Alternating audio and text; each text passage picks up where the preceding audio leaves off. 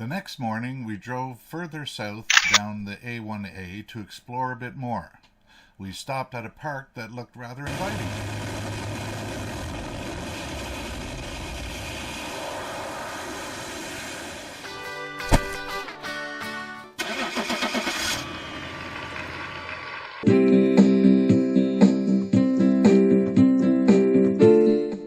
As we pulled in, we saw one of those Ram Pro Master type camper vans parked in our spot. Or, at least it was a spot we would have had if they had not parked there first. We started on our way to the beach, which is where we saw the couple heading back to the beach as well. Ken struck up a conversation with them about their van and found out they were doing the same as us. Yeah, they were driving up and down the coast, finding little nooks to park at during the overnights, and then hanging out on the various beaches during the day. We all kept chatting as we established our resting spot on the beach. We spent the next few hours exchanging stories about places we have seen so far. While we were chatting, a military cargo plane flew over us at quite a low altitude. It was quite loud as well. I didn't get a chance to get my camera out at the time to grab a photo, but I did manage to get this photo a little later from a distance. It wasn't quite as close or as low, though. After hanging out on the beach for a few hours, chatting and enjoying the warm sunny day, we said our goodbyes, packed up the RV, and headed a little further south to check out a place called Bethlehem Beach. It had gotten quite a bit windier by the time we pulled up there, as it was supposed to be a storm coming. We weren't sure. We hung out there at the ocean front parking area for the rest of the afternoon. Kat grabbed this interesting video of the seagulls just floating around in the strong winds.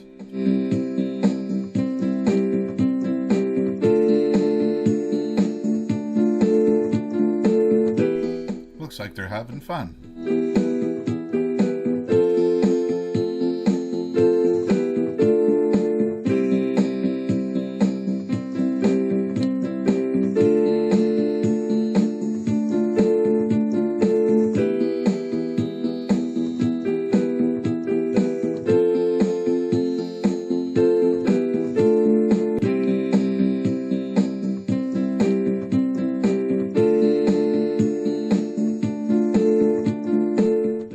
Decided to head back to the same overnight spot just down the road from Cocoa Beach.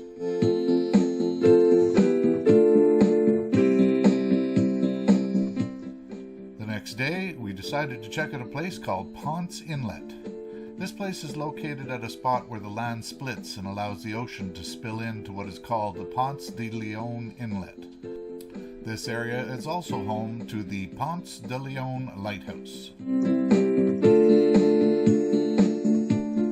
Completed in 1887, replacing the former lighthouse, built in 1835, which had collapsed into the inlet the following year.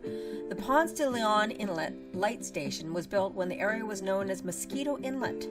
After decades of restoration by the Ponce de Leon Inlet Lighthouse Preservation Association, it stands today as one of the best preserved light stations in the nation.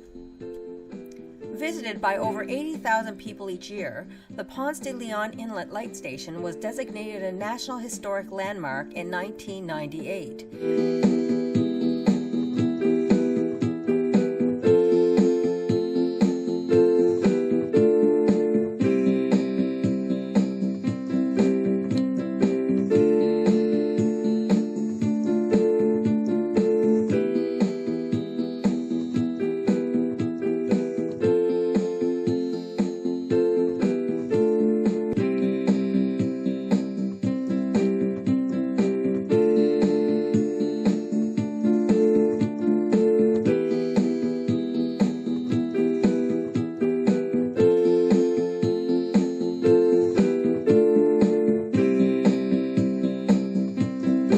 Ponce Inlet Lighthouse is the tallest lighthouse in Florida and the second tallest lighthouse in the nation. Visitors who climb the 175-foot tall, 53-meter lighthouse tower are treated to a view of the Florida coastline and Halifax River from Daytona Beach to New Smyrna Beach. And I climbed every one of the steps in that 175-foot tall, 53-meter lighthouse myself. Yes, you did. I was having issues with my back because I pulled it out the previous morning, so I waited at the bottom and took pictures once Kat reached the top.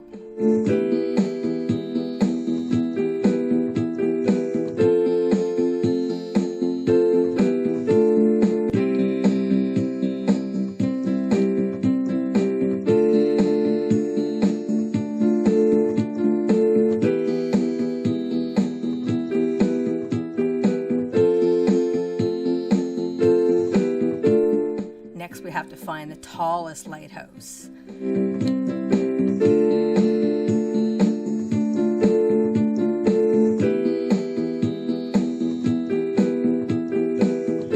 We had a great visit to this very nice little fishing area.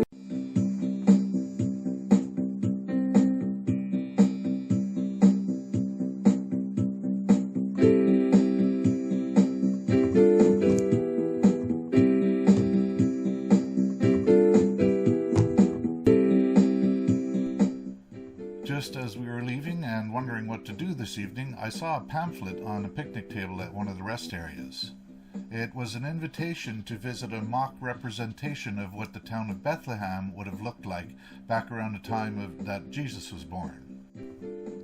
We knew this was a church that was offering this free tour of Bethlehem as a means to try to attain new converts, but we also knew that it could be an interesting and harmless way to blow a few hours on a beautiful evening. Hey, never know, maybe even some fun at the same time. Well, wouldn't you know it, it was very cool. It was well laid out and well conceptualized. Somewhat surreal as we walked through a mock-up of the town of Bethlehem where they had dozens of actors playing period parts. I have your tax money here, a shekel apiece. Does anybody know how much a shekel is in today's money? 29 cents. If you'll follow me, we'll find somebody to take you into Bethlehem. Come on, everyone. Go stragglers. Keep it moving. For sale. Welcome to Bethlehem, the city of David.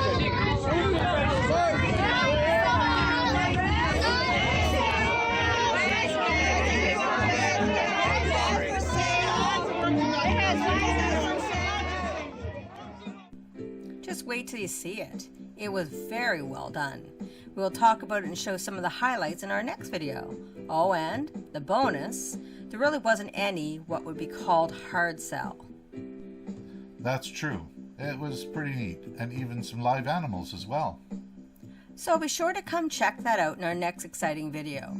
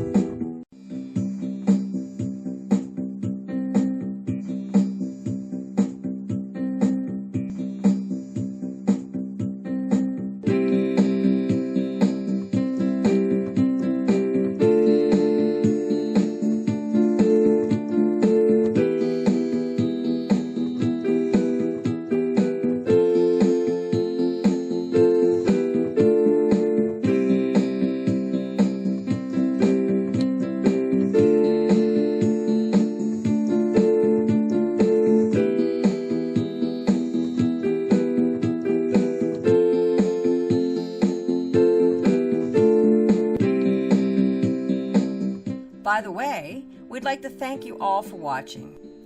We really do appreciate your company on this journey with us and hope you enjoy all the sights and sounds as well. Take care and Ciao for now.